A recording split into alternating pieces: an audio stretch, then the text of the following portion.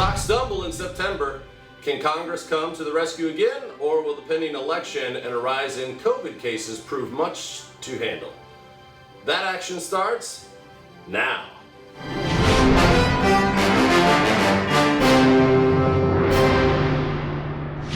Stocks dropped in September as investors worried about stalled fiscal stimulus talks in Washington, the upcoming election, and new coronavirus cases in Europe.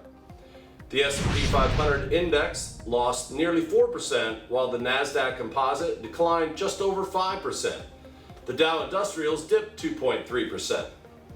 After a strong rally in August, investor sentiment turned negative quickly as a drop in tech stocks dragged down the overall market. The month had a few bright spots. A slight pickup in buyout deals and progress on a COVID-19 vaccine gave the bulls some cheerful news.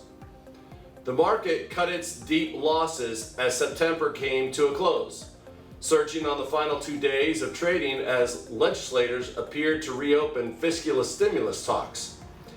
In a challenging year, one strong sector has been housing, which has seen an uptick in consumer demand, partly thanks to lower interest rates. Home building and home sales have set new records in recent months, while home builder confidence is at an all-time high.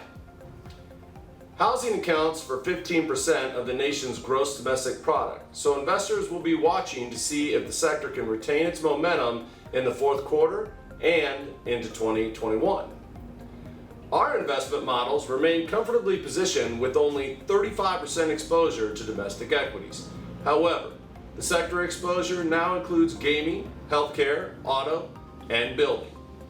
As a reminder, my current allocation is not a recommendation. I still expect heavy volatility to continue as we approach the election, address additional stimulus, and a rise in COVID cases. Successful navigation through this environment will definitely require a fluid plan with all hands on deck. Regardless of what happens next, investors like you need to have a simple and yet solid financial plan that reduces risks, costs, and taxes while securing the necessary income that you need to maintain your lifestyle throughout retirement. So if you don't have a plan or you're not comfortable with the plan you have, call me today to get pointed in the right direction. I'm Chad Kuntz, and that puts a wrap on the September 2020 Market Action Report. Thanks for joining me. It's time for me to get back to the markets. And that action starts now.